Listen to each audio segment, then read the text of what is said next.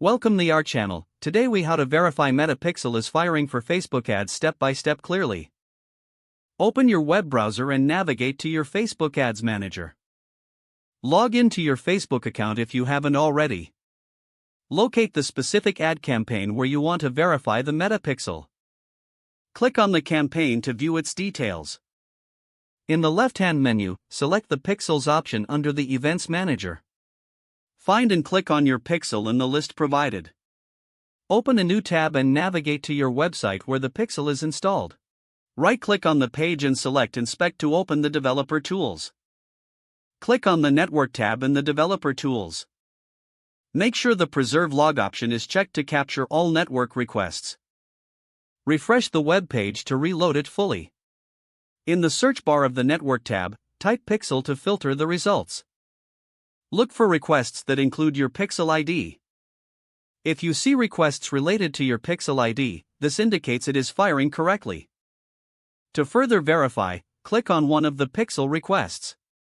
Check the headers section to confirm that the details are correct. Make sure the status of the request shows as 200, which means it was successful. If you encounter any issues, double-check that your Pixel code is installed correctly on your site.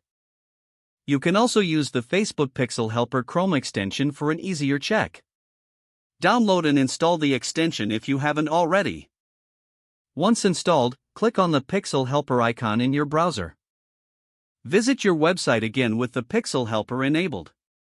If your pixel is firing, you should see a green number indicating the number of pixels detected. This confirms that your Metapixel is properly functioning for your Facebook ads.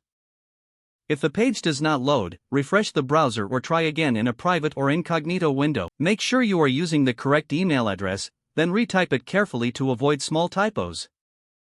If your password is not accepted, use the reset option and create a new strong password you can remember. Check your spam folder for verification or security emails, then complete any requested confirmation steps. Enable two-factor authentication if available to improve account security and reduce unauthorized access risk. Don't forget to like this video and subscribe to our channel for more step-by-step tech guides.